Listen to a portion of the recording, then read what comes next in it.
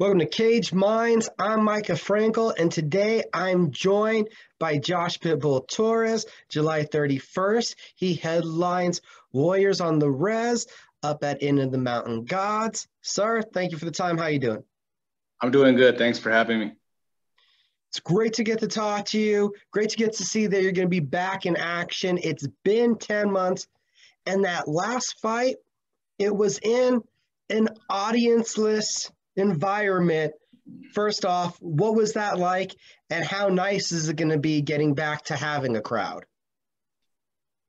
Well, that fight, to say the least, was a crazy experience. Not just the arena and the venue itself, but just being locked down in the hotel room and not being able to go anywhere, being quarantined and having to watch who was around us in our camp, being tested twice a week. It was crazy, but we got through it. And I'm excited now to headline this card in front of a live audience, to feel that energy again. I'm excited to be in front of that crowd, in front of my people, and to put on a great show. Obviously, you spar without a crowd there, but was it a little bit different fight night, making that walk, getting in there, doing everything as normal, but it being so quiet when you got out there? Oh man, I completely just definitely underestimated just how much it was going to affect me. Like you said, we worked in the gym sparring with no radio, trying to make it real quiet, but it wasn't the same. Being there on fight night in that arena, being empty in front of no crowd, it was crazy, man. And I couldn't get off, I couldn't get going. But I mean, we went 10 hard rounds with a top contender who's now fighting for a world title. So I mean, we're not looking back. We're looking forward. We're training hard, and we're ready for July 31st. It's been about 10 months. How long had you been looking for a fight? We know that things were slowly getting reopened here locally. How long had you been trying to get some going for? To be honest, I wasn't trying super hard to get anything right away. Obviously, after that tough loss, I had to take some time to myself. Also, with my family, we were building a home at the time, so we are just finishing up construction. We finally got in our home. I got my home gym now. My boxing gym is going 100%. So I feel like everything fell into place at the right time.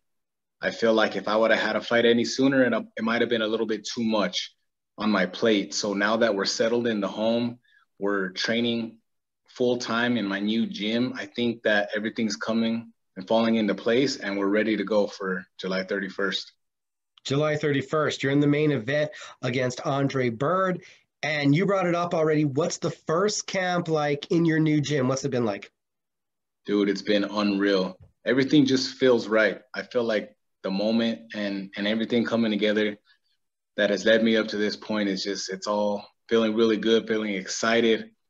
Um, Finally got my posters up. I see some behind you. That's really cool. It just reminded me of my little gym, putting some character, some flavor in it. So little by little, we're putting it together. We got a few people working with us now. So now I have some young, hungry amateurs and pros in the gym with me. So it's good to have that energy around me, and I'm excited.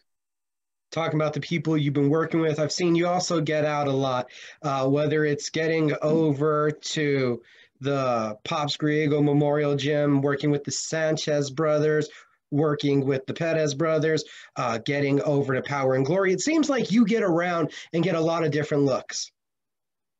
I do, and that's what's so great about our stage is that when the time comes, whether we're in the same weight class, whether we're former rivals or ex-competitors, I think we all come together and we all help each other out, and that's what New Mexico is all about. And yeah, I'm very blessed to have the kind of work that I have around me, to be able to travel from gym to gym and get the kind of work that I do. It's awesome.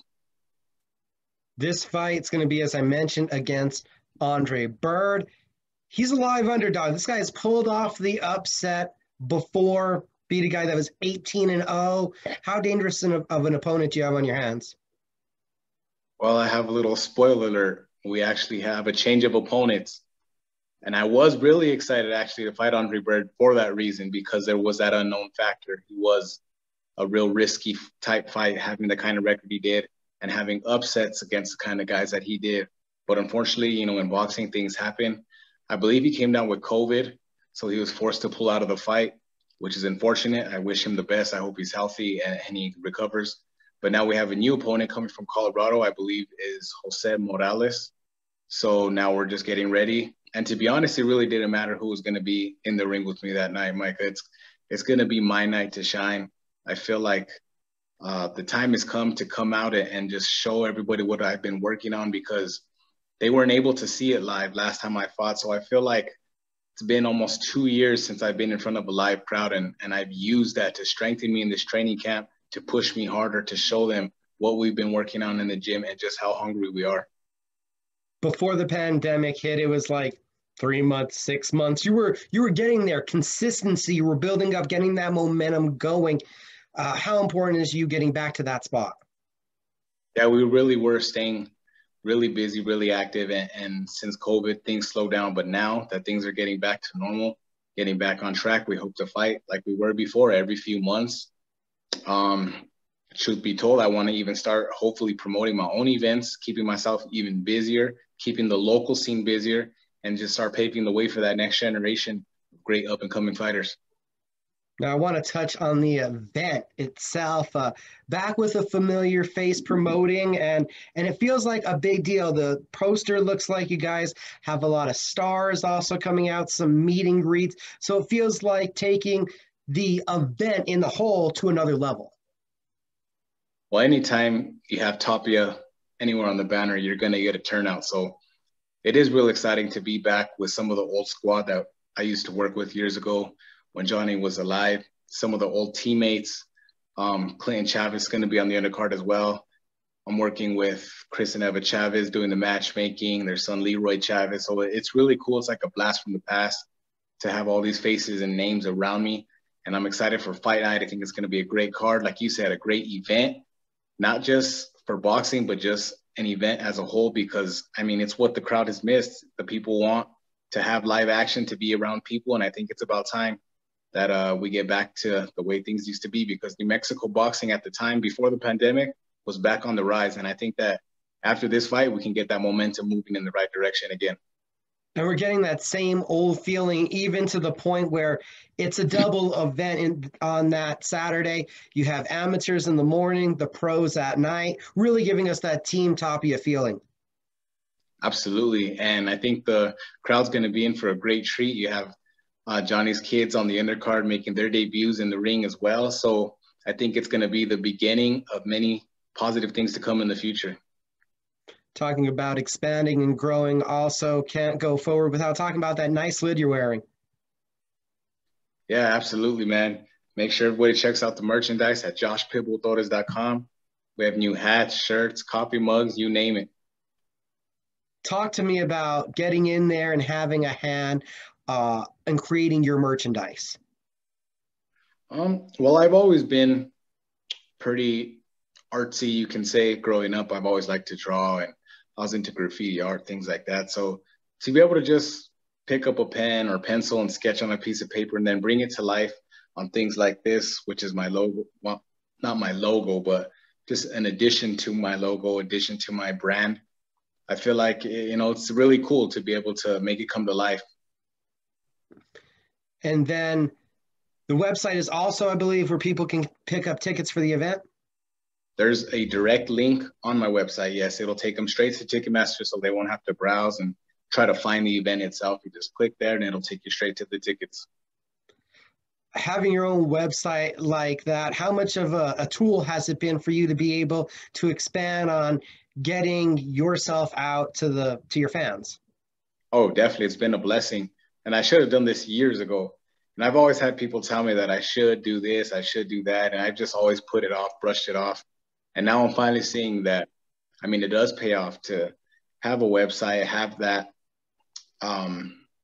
outlet to where I can put out my merchandise to people, not just here in New Mexico, but we're shipping stuff in different states and all over the world. So it's awesome. It's a blessing to be able to have done that. And it's just the beginning. I feel like we're barely scratching the surface. I'm 31, but I feel young. And I feel like there's a lot of fight left in me, not just in the ring, but out the ring as well. There's not a Josh Torres fight that I haven't been to that when you're walking out, I'm not just hearing a thunderous roar of pit bull, pit bull. You didn't get to hear that in the last fight. What is it going to mean to you hearing it on the 31st? I'm hungry for it. I think that's what I crave the most out of this whole pandemic that we went through. I feel like, sure, I love fighting. Sure, I love punching people, but I love that energy that the people give me. I love hearing the pit bull chants.